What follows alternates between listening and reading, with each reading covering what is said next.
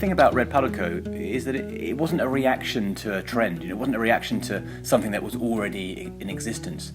We were there back there in the early days of the sport when we were still convincing people on the concept of standing up and holding a paddle. The fact that you could just roll them up and put them in a bag just made life so much easier.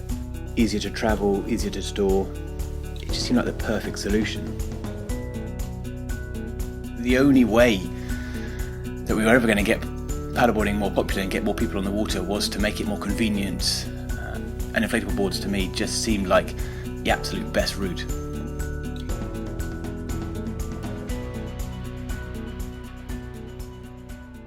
Within the Red Palico team, we've got a real depth of experience across all types of water sports.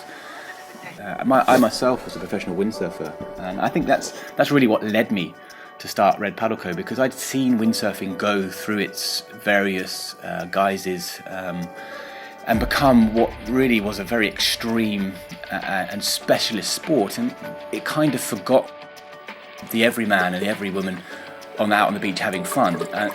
And that's really, for me, that's what I saw paddleboarding was able to offer.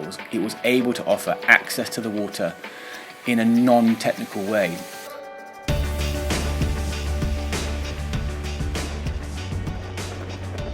Performance, it is really deep down in the DNA of Red Palico. We wanted to create boards that performed for everybody. It wasn't just focused on being the fastest or being able to turn the most radical on a wave. It was about accessibility and getting people out in the water in the safest, most reliable way. Forget marketing, colours, branding. Actually, the essence of the product, the actual real reliability of the product, to me, is the most important thing. There is literally nothing like a Red Palico board. Nobody obsesses as much as we do over all the tiny little details that go into making the product. We could have just jumped on the internet, found a supplier of some product, made some boards and put a logo on it. But what you get there is generally a low quality product that is really just a beach toy. Our facility is a really slick operation. We'll take a board from raw material stage all the way through to production. It has a quality control system that follows the board through that process, and only until we're absolutely satisfied that it is perfect product and it's going to deliver that authentic experience do we allow it to leave. Our warranty rate, our return rates are something like 0.02%. I mean, it's tiny. This isn't something we've dreamt up overnight. This has come from 10 years of experience. And we've made some major mistakes along the way, but it's really about learning from those mistakes, listening to the feedback from our customers, and then continually evolving and innovating to make better and better products. We only make inflatable boards. That's our speciality, and that speciality, that laser-guided focus, is really what allows us to produce the products that we do.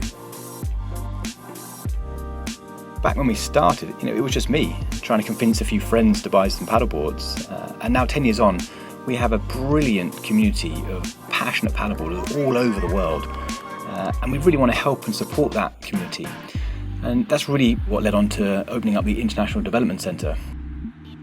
I wanted the Development Centre to be a great place to work, a great ideas factory. We have an awesome team here at Red Palico. We all paddleboard. And we're all involved in the development of the company, whether it's product design, marketing, sales, or customer support.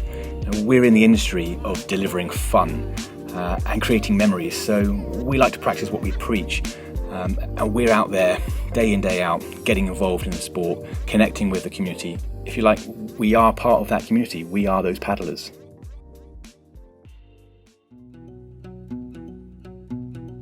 I do think, owning a Red Palico board is life-changing. It does allow you to access waterways that you maybe couldn't before. It gets you on the waterway you maybe hadn't done before, and it gives you a new perspective on life. I love paddling out off the coast, half a mile offshore, turning around, looking back at where I've come from and looking at life from a slightly different perspective. The pace of life and the pace of time when you're on the water is just different. And that's what I love about the sport. Almost the simplicity is what I love. it's not a technique-driven sport, it's experience-driven sport, and being able to deliver those experiences to anybody, anywhere in the world, that's really what gets me out of bed in the morning and keeps me going, keeps me thinking about the next stage, the next chapter of Red Paddle Co.